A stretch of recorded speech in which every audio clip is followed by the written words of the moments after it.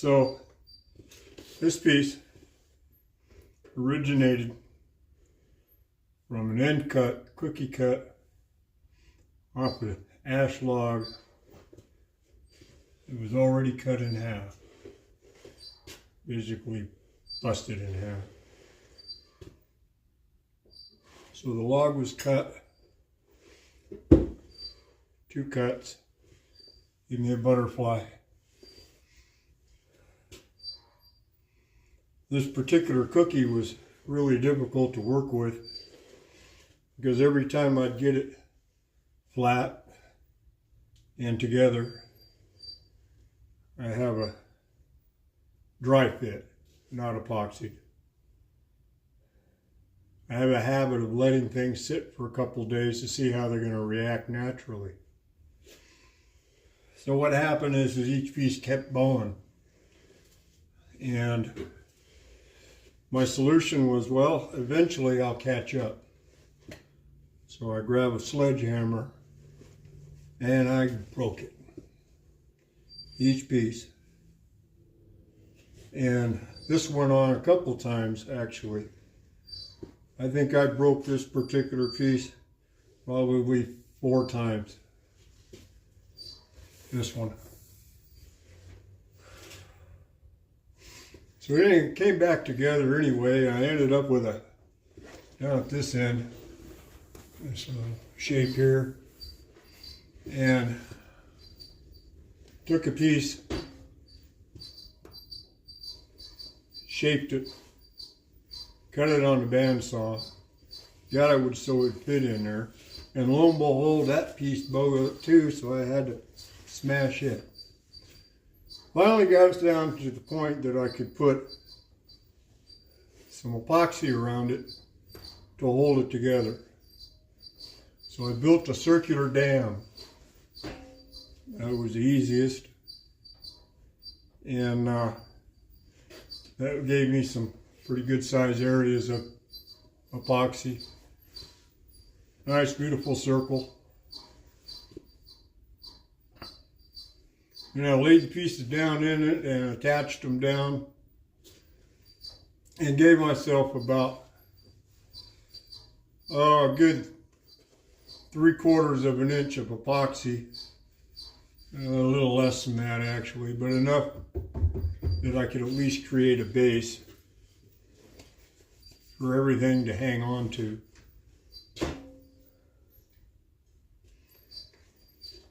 The next thing to do was to scuff up the epoxy because I let it get good and hard, cured, the cures. I then filled it with some more epoxy, brought it up pretty close to the level. Next thing was to take it back up into the leveling room where I have a router sled leveling system. We then routed both sides.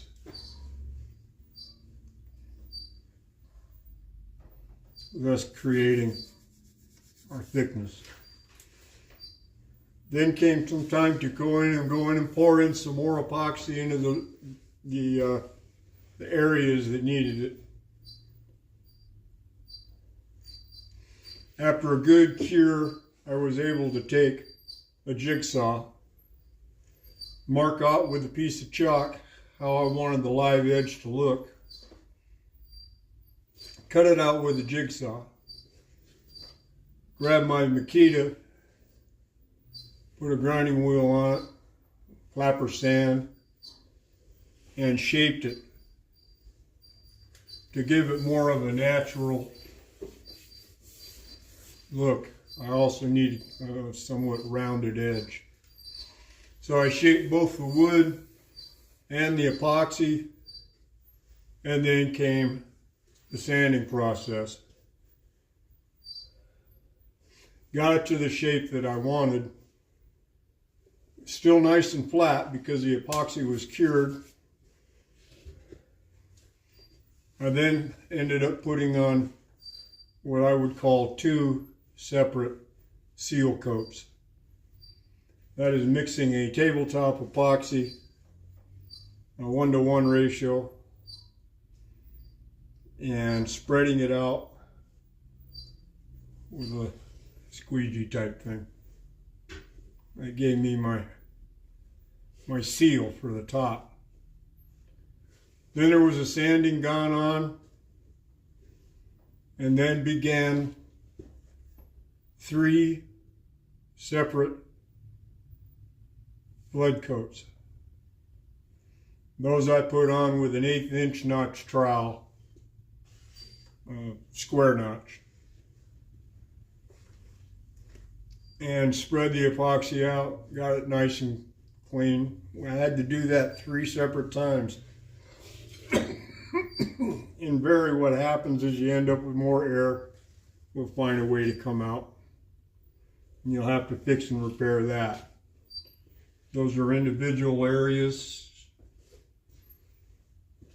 That took 2, I'd say 2.5 separate paths of just filling in little areas, flattening them out.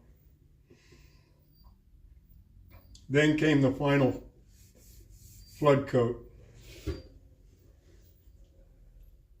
Because the customer would like to have it somewhat matte, close to a semi-gloss, semi-matte,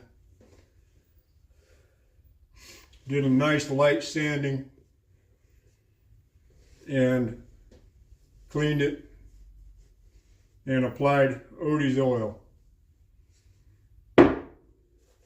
Nice thing about Odie's oil is about 24 hours, if I need to, I can put another coat on it and it'll be a little shinier than it is now. The more coats I put on, the shinier it'll get.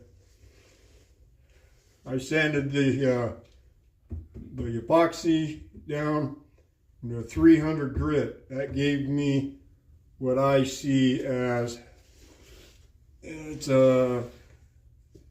just about, I think, is where they want their finish. If I would have taken it down to 4,000 or 5,000, 6,000 grit, and then used the Odie's, that would come up with a beautiful gloss. So that gives me 2 different things to look at. The coarser the paper, the duller, or the more matte. The high gloss comes from 5,000, 6,000 grit. You use these type of machines or other type of machines to achieve that. Wet sanding, that type of thing. After the Odie sat on there for a bit, I was able to buff it out, let it dry a little more, buffed it out again, and then did what I have been doing most of my life, is I hand rub it till I get the baby smooth. Kids are fun. Baby smooth skin, nice. That's the way I want it. So in a nutshell, that's how I put it together. From every project comes another version. I really like this setup. I have another way in which to put it together. And I'm thinking of a nice little breakfast table. But just to give you an idea, the buffalo head, this is the top, apparently. There's my pattern.